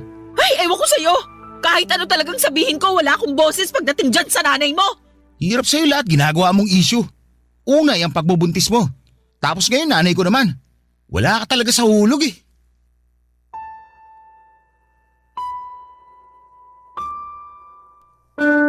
Papadudo 2023 nang nagkakilala kami ni Noriel. Noong taon ding yon ay nabuntis niya ako sa panganay namin kaya nagsama kami sa iisang bubong. Bale, tumira kami sa bahay nila sa Quezon City kasama ang nanay niya. Pero bago yung taong 2016 nang kinuha ko ng tiyahing kong tagaluto sa naturang kantin kung saan kami nagkakilala ng kinakasama ko. Siyempre excited ako noon dahil ang nasa isip ko ay pagkakataon ko na para matupad ang pangarap kong makapag-boyfriend ng taga-syudad. Alam ko na hindi ko dapat priority ang paghahanap ng karelasyon dahil mahirap lang ang buhay namin sa probinsya noong araw. Ni hindi na nga ako nakatungtong sa kolehiyo kahit gustuhin ko pa. Pero lahat ng mga kapatid ko ay meron ng asawa at sariling pamilya. Ako ang bunso sa aming 5 at matagal nang hiwalay ang mga magulang namin. Laking lola kami pero namatay na rin siya noong 2016 kaya nga tuwang-tuwa ako nang papuntahin ako sa Maynila ng tiyahin ko para magtrabaho dito. Palagi akong pinagsasabihan ng tiyahin ko na mag-ipon ng pera para may panggastos ako sa oras ng pangangailangan. Pero hindi ko yon masyadong iniintindi, Papa Dudut.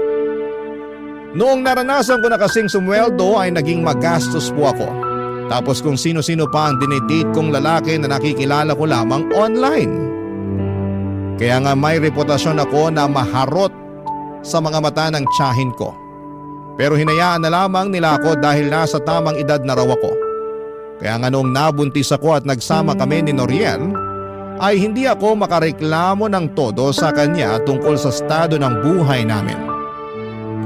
Noong isang beses kasi na nagsabi ako sa kanya ay sinisi lamang niya ako dahil masyado raw akong mapusok at hindi marunong makinig sa kanya. Na kung humanap lang daw ako ng lalaking marunong magdala ng pamilya ay hindi ko marananasang mas maghirap pa. Kaya nga wala na akong nagawa kundi ang pangatawanan na lamang ang bunga ng mga naging desisyon ko, Papa Dudut. Ewan. Hindi yata talaga ako siniswerte sa buhay lalo na sa kinakasama at dumagdag pa sa stress ang nanay niya na palagi akong inaaway kahit na wala naman akong ginagawang masama sa kanya, Papa Dudut.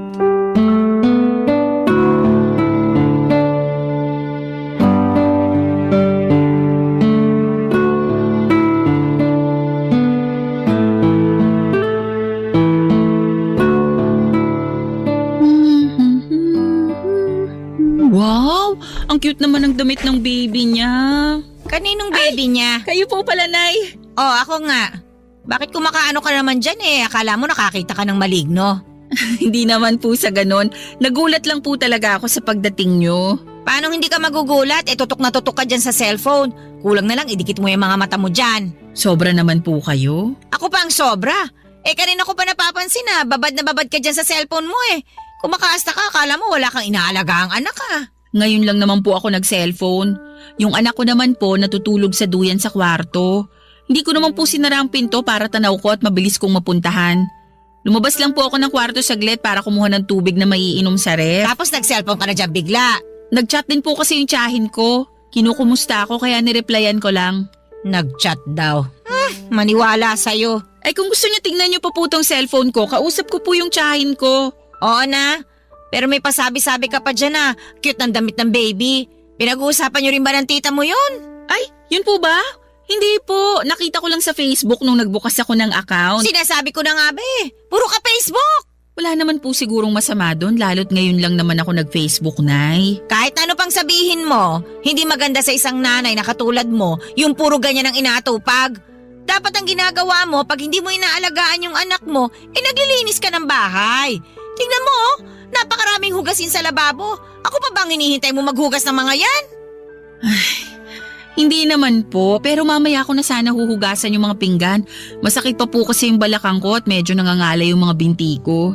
Sus, kunwari ka pa. Sabihin mo, nagdadahilan ka lang para hindi makapaghugas. Style mo, bulok. Ay, hindi naman po ako nagdadahilan. Hindi raw, pero halatang halata naman sa'yo. Inoobserbahan lang kita, Shaira. Pinagpapasensyahan lang, lalo at buntis ka sa panganay niyo ni Noriel ko. Tapos ngayon, nagpabuntis ka na naman sa anak ko para makatakas sa mga gawaing bahay. Ayos ka rin talaga no? Hindi ko naman po ginustong mabuntis ulit. Si Noriel po ang sisihin niyo kung bakit buntis na naman ako. Aba, at bakit ko naman sisisihin yung anak ko? Siya po kasi may kasalanan. Sa totoo lang, ayoko nga po munang sundan yung panganay namin lalo 3 buwan pa lang siya. Kaya lang masyadong mainit si Noriel. Tapos nagtatampo pag hindi ko pinagbigyan. Malamang, may pangangailangan yung anak ko.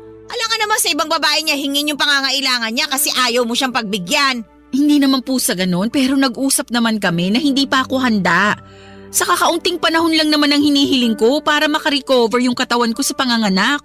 Pero hindi naman siya nakinig. Ganyan talaga ang mga lalaki. Kaya nga dapat handa ka ano man ang mangyari. Tsaka kasalanan mo rin naman May iniinom kang pills, di ba? Meron po pero tinigilan ko na bago pa may mangyari sa amin ni Noriel. Oh, ayan. Hindi namin mo rin. Kasalanan mo rin talaga yan kasi alam mong buntisin ka pero nagpagalaw ka ng walang proteksyon. Hindi po kasi maganda yung epekto sa akin ng pills. Di sana sumubok ka ng ibang proteksyon. Hindi lang naman pills ang pwede mong gamitin para hindi ka mabuntis Alam ko naman po kaso nakakatakot Natatakot ka naman saan? Sa pwedeng maging epekto nun sa katawan ko. Marami po kasi ako nababasa na horror story sa Facebook na galing din sa kapwa ko nanay tungkol sa mga contraceptive na gamit nila. Bakit ako nun? Wala naman nangyari sa akin nung nagpaturok ako Hirap kasi sa'yo masyado ko mapaniwalain sa mga nababasa mo sa Facebook. Iba-ibang katawan ng mga babae. Tsaka kung pumalpak yung unang ginamit mo, di magpalit ka ng iba. Subok lang ng subok hanggang mahanap mo yung hiyang sayo. Ganon yon. Papadudod simula pa lang noong tumungtong ang mga paako sa bahay ni na Noriel ay pinagtaasan na talaga ako ng kilay ng nanay niya. Buntis na kasi ako noon nang dinala ko sa bahay nila at pinakilala ako ng kinakasama ko sa kanyang nanay. Sinabi lang sa akin ni Noriel na may pagkamasungit ang nanay niya pero kuhanin ko na lang daw ang loob para magkasundo kami. Siyempre ang gusto ko ay magkaroon ng maayos na relasyon sa nanay ng kinakasama ko. Pero kahit na anong subok ko sa simula pa lamang ay mukhang ayaw talaga sa akin ang nanay ni Noriel. Madalas niya akong angilan na parang isang dragon na anumang sandali ay bubuga ng apoy. Ang dami rin niyang sinasabi, kumilos man ako o hindi sa bahay nila. Noong ipinagbubuntis ko nga ang panganay namin ni Noriel ay nahirapan talaga ako ng husto kaya kinailangan kong tumigil sa pagtatrabaho. Pinayuhan ako ng doktor na huwag masyadong kumilos pero hindi yon maintindihan ng nanay ng kinakasama ko. Papadudot lagi niya akong inuobliga na maghugas ng pinggan at maglaba. Kasi nakikitira lang daw ako sa pamamahay nila. Yun din ang rason kung bakit takot na takot akong magbuntis sa pangalawa namin. Bagay na hindi naman maintindihan ni Noriel na mga panahong nagsasama kami sa bahay nila, Papa Dudut. Barangay Love Stories. Barangay Love Stories. Papa Dudut, may 6 na taong gulang na anak si Noriel sa dati niyang kinakasama na sinusuportahan din niya ng mga panahong yon. Kaya ang maliit niyang sweldo mula sa pagpa-factory worker ay nahati sa anak niya sa una at sa amin. Bilang ako ang babae ay sa akin nakatoka ang pagbabudget kaya masasabi kong mas madalas pa kaming kapusin kaysa nakakaluwag. Ewan. Pero kahit na anong gawin kong paghihigpit ng sinturon ay hindi talaga kami makaahon, Papa Dudut. Kaya naman takot na takot akong magbuntis noon dahil sigurado na lalo kaming malulubog sa kahirapan. Alam ko naman sa sarili ko na mahal ko si Noriel, kaya nga lang ay lagi kong sinasabi sa kanya ang mga pangarap ko at gustong mangyari sa pamilya namin. Nagkasundo pa nga kami na kapag malaki-laki na ang panganay namin ay babalik na ako sa pagtatrabaho para makatulong sa kanya. Kaso'y nabuntis niya ulit ako nang wala sa oras. At kailangan na lang naming pangatawanan ang magiging baby namin habang nagpapatuloy sa buhay, Papa Dudut. Pero aminado ako na may mga gabi pa rin na binabagabag ako ng aking mga takot para sa magiging buhay namin sa hinaharap.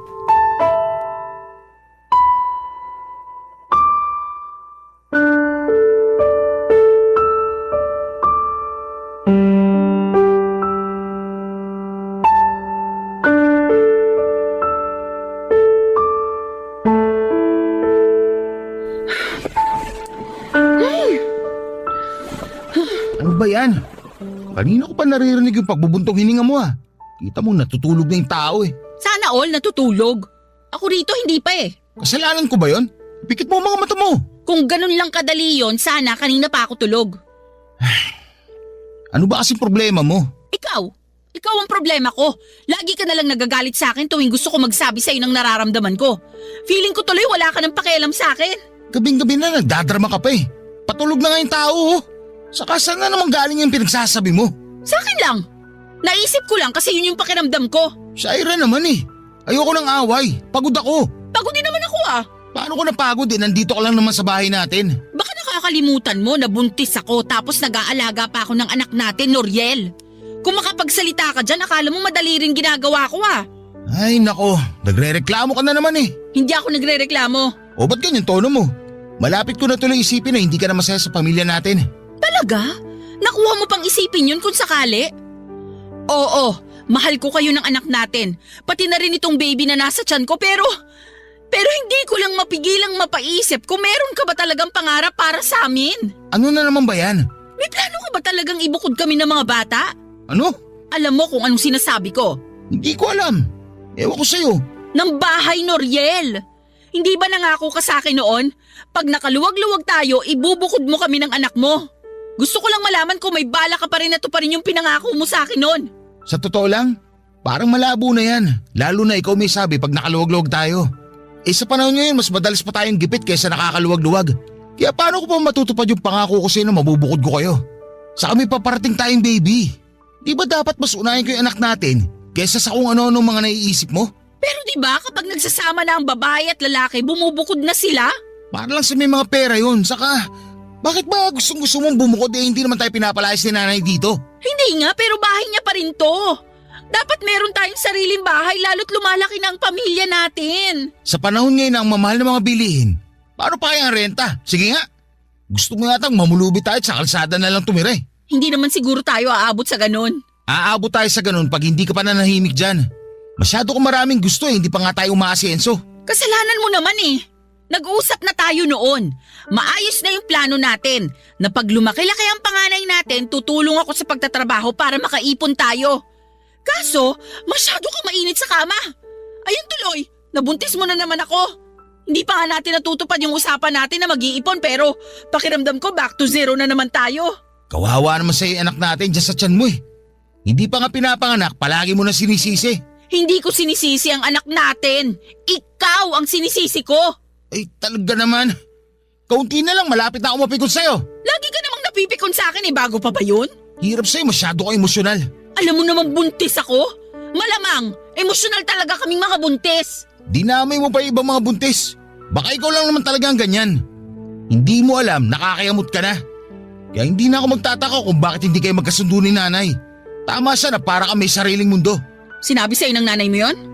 Na para ako may sariling mundo? Oo! Ano sagot mo? Wala. Nagkibit balikat lang ako. Ayoko nang pahabaan yung usapan kaya hindi na lang ako sumagot. Grabe ka talaga? Hindi mo man lang ako pinagtanggol? Paano kita ipagtatanggol kung nakikita ko na parang totoo naman ang sinasabi ng nanay ko? Isipin mo nga yan. Huwag lang lagi pagkukulang ko yung tignan mo. Tignan mo rin yung sarili mo. Masyado akong mapaghanap. Hindi ka na marunong makontento. Sige na, patutulog na ako. Huwag mo na ako istorbohin. Papadudot matapos ang pag-uusap namin yon ni Noriel na nauwi na nga sa pagtatalo ay nadagdagan lang ng panibagong tampo ang mga nauna kong tampo sa kanya. Alam ko na mas praktikal na tumira sa bahay nila pero nahihirapan na kasi akong pakisamahan ng nanay niya. Sa tingin ko ay ginawa ko naman ang lahat ng abot ng makakaya ko pero wala. Matigas at malayo ang loob sa akin ng biyanang kong hilaw. Simula noon ay hindi na ako nagsabi ng saloobin kay Noriel dahil siguradong hindi na naman niya ako pakikinggan. O baka nga sisihin niya ulit ako at sabihing masyado akong mareklamo at ako talaga ang hindi marunong makisama sa amin ng nanay niya. Pakiramdam ko papadudot ay wala akong karapatan na magsabi ng feelings ko. Kaya naman tinuong ko na lamang sa pagsali sa mga online group sa Facebook ng mga kapwa ko nanay at may kinakasama ang paglalabas sa mga hinaing ko sa buhay at sa relasyon namin ni Noriel. Bali ang ginagawa ko ay nagpo-post ako ng aking mga problema sa grupo na sinalihan ko at marami namang nagkokomento para magbigay sa akin ng pagpapayo. Hanggang sa may napansin akong isang Facebook account na paulit-ulit na nagko-comment sa mga post ko. Hindi nagtagal ay nag-chat sa akin ang naturang account para makipagkaibigan. Akala ko ay kapwa ko rin siya nanay kaya inaccept ko ang friend request niya sa akin sa Facebook. Pero makalipas ang ilang araw ng pag-uusap namin ay inamin niya na isa siyang lalaki papadudot.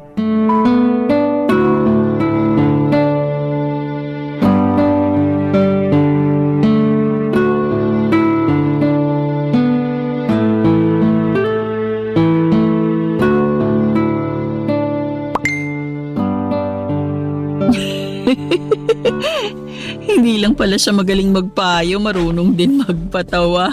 Sino marunong ding magpatawa? Po? Sino nga yung marunong magpatawa? Wala po. Anong wala? Patingin ang cellphone mo. Ayoko po. O bakit? Siguro may tinatago ka sa akin ano? Bakit naman po ako may itatago sa inyo? Aba ewan ko. Galing ako sa kusina, katatapos ko lang magluto. Naabutan kita nakaupo na naman dito sa bangko habang pangiti-ngiti. Tapos sabi mo, marunong din siya magpatawa. Sino ba yung marunong magpatawa na yon, ha? Si ano po? Si Papa Dudut po. Si Papa Dudut? Opo. Katatapos ko lang po kasing makinig ng Barangay Love Stories. Sa dulo po nagpapayo si Papa Dudut. Tapos bigla po siyang nagpatawa. Bakit hindi ka sa radyo nakikinig? Bakit dyan sa cellphone mo? Meron po kasi silang live sa Facebook. Doon po ako nakikinig at nanunood na rin. Siguraduhin mo lang na yun talaga ang pinaggagawa mong babae ka, ha? Nay naman, ano pa po bang iba kong gagawin sa Facebook? Ewan ko sa'yo. Napapansin ko na, panayan ang inaatupag mo. Hindi naman po, ngayon lang po ako umupot nag-cellphone eh. Hindi raw. Ayos-ayusin mo lang talaga dahil pag nalaman ko na may ginagawa kang milagro dyan sa cellphone mo, nako, palalayasin kita rito sa pamamahay ko. Sobra naman po kayo sa ginagawang milagro. Alam niyo po ba na masama ang mambintang? Kaya nga ayusin mo. Matanong ko nga po kayo, Nay. Total, nag-uusap na tayo. Ano yon? Curious lang po ako kasi matagal na rin naman na akong nakatira sa inyo eh. Ano nga yon? Dali-dali ano't may pinapakulo pa akong bulalo dun sa kusina. Bakit po ba ang init ng ulo niyo sa akin? Sa pagkakaalam ko wala naman akong ginagawang masama sa inyo. Pero palagi pa rin kayong nagagalit sa akin. Nagtanong ka pa talaga ha? Hindi pa ba halata? Naalin po? Na ayoko sa'yo. At kahit na wala ka pang gawing masama, ayoko na talaga sa'yo nung unang beses pa lang nakita kitang tumapak dito sa pamamahay ko. Bakit naman po? Aba, hindi ko alam. Malay ko. Basta naiinis ako sa pagmumukha mo kapag nakikita ka. Pero wala naman ako magawa dahil nanay ka ng apo ko eh. Parang ang unfair naman po nun sa akin kasi ginagawa ko naman lahat para mapalapit sa inyo. Sabi ni Noriel, kuhain ko lang daw ang loob nyo para magkasundo tayo. Pero parang ang tigas-tigas nyo pagdating sa akin. Eh, ganun talaga. Alangan naman pilitin ko ang sarili ko na magustuhan ka. Eh, hindi ko nga kaya, di ba? Tsaka kahit paano sinubukan ko naman na tanggapin ka ng buong buo. Kaya nga lang talaga hindi ko magawa. Siguro kasi magkaiba kayo nung unang kinasama ng anak ko eh. Ayun, kahit paano, kuha nun ang loob ko. Magkaiba naman po talaga kami. O talaga magkaiba kayo. Kaya nga siguro ayoko sa'yo kasi mas gusto ko pa rin sa kanya. Pero ako na po yung kinakasama ng anak nyo. Kaya kailangan nyo akong tanggapin sa ayaw at sa gusto nyo. Kung palayasin kaya kita rito sa bahay ko sa ayaw at sa gusto mo. Grabe naman po kayo. Kung magsalita kayo, parang kayo ang kontrabida sa kwentong napakinggan ko sa Barangay Love Stories kanina. Kulang na lang bumuga kayo ng apoy dyan eh. Iniinis mo talaga ako? O hala nay, yung pinapakulo nyo dun sa kusina. Ha? Parang umaapaw na po yata. Naku, mabuti pa puntahan nyo na. Oo nga, kakalidis ko lang ng kalan eh. Baka dumumi na naman. Ay, teka nga, puntahan ko na nga at ikaw na babae ka ha. Tumulong ka dun sa paghahain sa mesa. Puro ka cellphone. Kulang na lang, idikit mo yung mukha mo dyan sa cellphone mo. Kayo nga po, puro na lang pagalit sa akin eh. Paano hindi ako magagalit? Binibigyan mo ako ng dahilan. Papadudot alam ko sa sarili ko na wala akong ginagawang masama. Kaya bakit abot langit na lamang ang galit sa akin ng nanay ng kinakasama ko? Kung makapagsalita siya, akala mo ay hindi ako ang nanay ng mga apo niya. Sobra talaga akong nasaktan sa mga ibinibintang sa akin ni nanay dahil wala namang totoo sa mga yon ni isa. Nakikipag-chat lang naman ako sa nakilala ko online at wala kaming ginagawang masama, papadudot. Saka hindi ko naman inuubos ang oras ko sa pakikipag-chat o pakikipag-Facebook lang gaya ng sinasabi ng nanay ni Noriel. Sa katunayan ay nagsiselfone lamang ako pag natapos ko na ang asikasuhin ang anak namin at gumawa ng kaunting gawaing bahay na kaya kong gawin. Pero parang tanga ang nanay ng kinakasama ko dahil sa araw-araw na lamang na ginawa ng Diyos ay palagi siyang nakakahanap ng kadahilanan para maggalit sa akin, papadudot. Barangay Love Stories. Barangay Love Stories. Papadudot dahil wala namang ginagawa si Noriel sa tuwing inaagrabyado ako ng nanay niya ay hindi niyo ako masisisi. Kung lalong lumayo ang loob ko sa kanya. Pakiramdam ko ay mas matimbang talaga sa kanya ang nanay niya kesa sa akin at sa mga anak namin. Doon ako nagsimulang magtanim ng galit kay Noriel at lahat yon ay ikinuwento ko sa lalaking kachat ko. Bagay na nauunawaan naman niya. Pakiramdam ko ay nakahanap ako ng karamay sa katauhan niya ng mga panahong yon. Kahit na hindi ko pa siya lubos na kilala. Feeling ko ay matagal na kaming magkakilala at kaunti lang kasi ang alam kong impormasyon tungkol sa kanya. Sabi lang niya ay may kinakasama siya dati na matagal na ring nagsishare ng mga problema sa Facebook group kung saan kami nagkakilala. Hindi rin daw kasi maayos ang naging pagsasama nila noon hanggang sa nagkahiwalay na nga sila, papadudot. Wala po silang anak tapos ay naiwan sa kanyang account at password ng dati niyang live-in partner. At doon niya nadiskubre ang mga group page na sinalihan nito. Simula noon ay naging misyon na raw niya ang magbigay payo sa mga problema ng mga nanay at may live-in partner na kasali sa naturang Facebook group kung saan kami nagkakilala.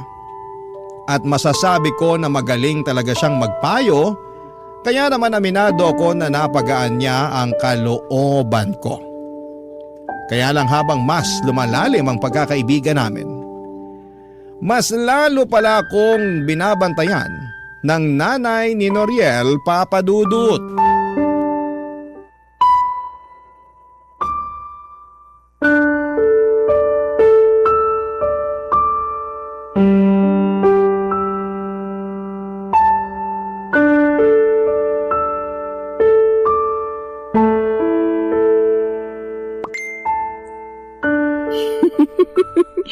Grabe, panalo talaga mga hirit niya. Tawang-tawa ako. Sinasabi ko na nga, ba't may iba kang kinakausap sa cellphone na? Wala akong pakialam dahil grabe ang gigil ko sa'yo, babae ka! Ano po bang kasalanan ko? Wala naman po akong ginagawa sa inyo. Nagmamaang-maangan ka pa kanina pa ako dyan sa likod mo. Kaya nababasa ko na may kachat kang nagpapatawa sa'yo. Po! Paano kanina pa kayo dyan sa likod ko? Tapos hindi ko man lang kayo naramdaman? Dahil niyo pang multo ah! Dito na po ako. Hindi po si Shaira. Hindi ko pa natatanggal sa akin ang mukha ng lahat ng buhok niya. Inaano po ba kayo ni Shaira? Bakit hindi mo tanongin niya magaling mo kinakasama kung bakit ako gigil na gigil sa kanya? Noriel, sinasaktan ako ng nanay mo wala naman akong ginagawang masama sa kanya. Wala raw! Abay, napakasinungaling mo ah! Nagsasabi po ako ng totoo. Hindi ako nagsisinungaling. Ano ba kasi nangyayari dito? Ano pinag-aawayan nyo? Yan kasing kinakasama mo, may kung sinong chinachat sa cellphone niya. Akala niya siguro hindi ko siya inoobserbahan. Kunwari pa na nakikinig kay Papa Dudut, pero meron naman palang ibang inaatupag. Totoo ba yun, Shaira? Hindi yun totoo. Anong hindi totoo? Oh, bakit hindi mo may pakita sa akin yung cellphone mo? Ha? Pakita mo dyan sa anak ko para magkaalaman na. Sige, kapag mali ako, ipapaputol ko itong dila ko ngayon din. Oh, ano pang hinihintay mo, Noriel? Kunin mo yung cellphone ng babaeng yan. Akin ang cellphone mo! Ha? Ayoko nga. Anong ayaw mo? Akin ang sabi! Bakit ba kasi kukunin mo? Di parang lumalabas na naniniwala ka sa sinabi ng nanay mo. Maniniwala talaga sa akin si Noriel dahil nanay niya ako. Tsaka bakit ako magsisinungaling? Sige nga. Dahil galit kayo sa akin. At gusto niyong lumayas ako sa pamamahay ninyo. Kaya nga mas nabigyan ako ng rason ngayon na palayasin ka. Akin ang sabi yung cellphone mo, Shaira! Titingnan ko lang naman. Kung hindi totoo yung sinasabi ni nanay, o hindi wala na tayong problema. Please, Noriel, huwag mo lang kunin yung cellphone ko. Akin na yung cellphone ko, Noriel. Hindi ko pa talaga agaw sa'yo, hindi mo pa ibibigay. Akin na yan. Hayaan mo na munang tingnan ng anak ko yung cellphone mo. Tingnan mo na, bilisan mo. Nandiyan sa messenger niya. Teka, ito na nga po. Oh, ano? Tama ako, di ba? May kachat nga na ibang lalaki yung magaling mo kinakasama. Sino itong kausap mo, Shaira? Wala yan. Anong wala ka dyan? Tingnan mo nga, nagbibiroan pa kayo. Napakasinungaling mo. Oh, yan! Yan ang dapat sa'yong malandi ka. Hindi po ako malandi. Wala akong ginagawang masama sa anak niyo. Noriel, maniwala ka sa akin. Wala akong nilalanding iba. Paano pa ako maniniwala sa'yo? May ebidensya na, oh. Tingnan mo, ang tagal-tagal nyo na pala nag-uusap. Kinukwento mo pa sa kanya yung mga problema natin. Bakit? Nagpapaawa ka? Gusto mo kampihan ka niya? Kasi nagkukulang na ako sa'yo bilang kinakasama at tatay ng mga anak natin. Hindi yun ganon. At saka magkaibigan lang kami. May kaibigan man na nag-good night at nag-good morning sa isa't isa. At nagpapaalalahanan ko kumain, ha? Pwede ba? Huwag mo na akong gawing tanga, Shaira. Napakasinungaling mo talagang babae ka.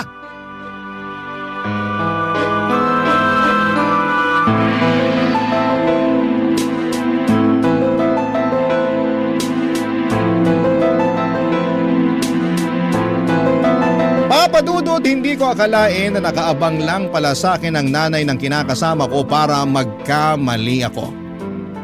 At nang sa ganoon ay mapagbuhatan niya ako ng kamay katulad ng ginawa niya sa akin ng araw na yon. Kahit na anong iyak ko at pagmamakaawa na huwag na niya akong saktan ay hindi pa rin siya nakinig sa akin, Papadudod. Nagbingi-bingihan siya sa pagmamakaawa ko at patuloy akong sinaktan. Pero ang higit na mas masakit sa akin ay ang pagkampi sa kanya ni Noriel, Papadudod. Guilty din naman ako at hindi ko alam kung paano ko ipagtatanggol ang sarili ko dahil may ebidensya na nakikipag-chat ako sa ibang lalaki online. Bagamat wala namang kaming ginagawang masama ay hindi pa rin ako pinaniwalaan ng mag-ina. Ipinilit nila, lalo na ni Noriel, na nanlalalaki ako at makapal daw ang aking mukha. Yun na rin ang simula ng panlalamig ng kinakasama ko sa akin dahil kumbinsido siya na may iba na ako. Isama pa ang sulsol ng nanay niya. Simula noon ay tinigil ko na ang pakikipag-usap ko sa chat at blinako na siya sa messenger ng walang paalam. Aminado ako na noong una ay nalungkot ako pero dahil guilty din naman ako sa pakikipag-usap sa iba ay wala na akong nagawa. Alam ko sa sarili ko na kailangan kong bumawi kay Noriel. Kaya lang mas pinaramdam sa akin ang kinakasama ko na hindi niya ako kayang patawarin sa kasalanan na nagawa ko, Papa Dudut.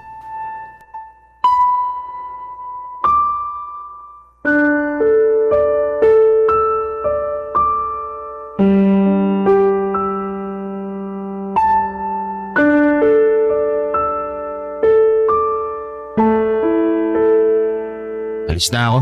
Baka matraffic pa ako pagpasok. Noriel, sandali. Bakit ba? Teka lang, mag-usap muna tayo. Ano mag-usap? Hindi ba narinig sinabi ko? Baka matraffic ako pagpasok sa trabaho. Lunes pa naman ngayon. Palibasa wala kang alam kasi ikaw nandito ka lang sa bahay. Sobra ka naman. Totoo naman eh. Hindi ka nagtatrabaho sa atin. Ako naman hindi ba? Tapos nandito ka lang sa bahay at wala ka namang ibang ginawa kundi mag-cellphone. Baka nakakalimutan mo, nag-aalaga rin ako ng anak nating panganay. O dapat lang para naman may silbi ka. Ha? Anong may silbi? Sa lagay tagapag-alaga na lang ng anak natin yung papel ko sa mundo? Oo, dahil ikaw ang nanay ng anak natin. Pati na rin yung baby nasa tiyan mo. Alam mo, huwag ka na magsimula ng drama dyan dahil bubuwis lang ako sa pagmumukha mo. Kunwari ka pa na mabait. Yung pala pag nakataligod ako may ginagawa ka milagro. Wala sabi akong ginawang milagro. Wala akong ginawang masama. Lukoy mo lelang mo. Tigil-tigilan mo ko dyan sa kasinungalingan mo, Shaira. Pasalamat ka, buntis ka, kundi. Kundi ano? Sasaktan mo na naman ako katulad ng ginawa mo sa akin nung isang araw? Hindi naman kita sinaktan nun ah. Sinampalan kita. Hindi pa ba pananakit ang tawag mo doon? Normal na reaksyon lang yun ng taong galit. Dahil nahuli ko lang naman na kinakasama ko na may kinakausap na ibang lalaki sa cellphone. Sige nga, kung ikaw nasa posisyon ko, ano mararamdaman mo? Magiging masaya ka ba? Magpapaparty ka ba kasi nalaman mong gumagawa ako ng kalokohan?